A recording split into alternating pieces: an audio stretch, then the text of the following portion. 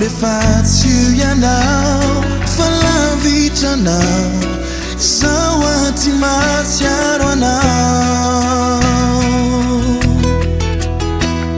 orotiano a scuola vitri mampanontany mba ino eky raha ataony ambadikany tsy hoe tsy matoky valarako aza misy aiaiko fizao aty matsiaro anao lavitry agny mandigny anao zao mbola tia aia fa lavitra anao za sahira aia manahiny foko toverive lazao regny raha mety ve miveregny anao mandigny anao zao mbola tia aia fa lavitra anao za sahira aia manahiny foko toverive lazao regny raha mety ve miveregny anao loso anao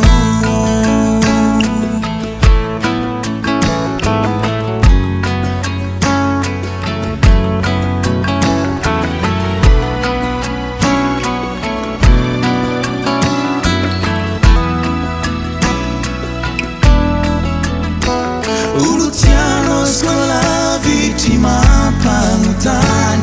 mba ino eky raha ataony ambadikany tsy hoe tsy matoky valarako azao misy aia fizao aty matsiaro anao lavitra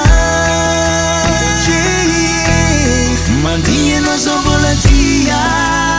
aia fa lavitra anao za sahira aia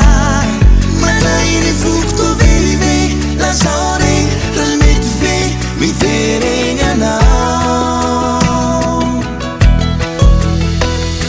miasa loha mandiniky anao no tiako eye mandigny anao mipody ankilako eto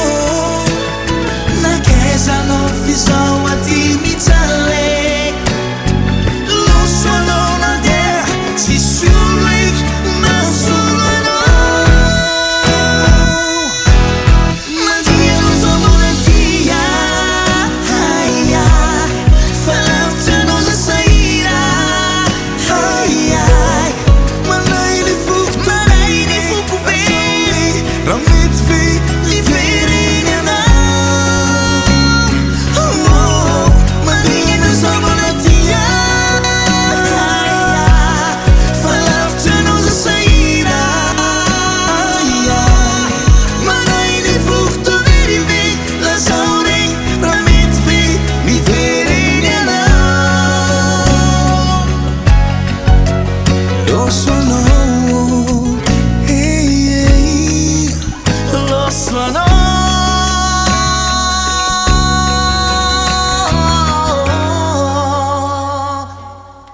lo suono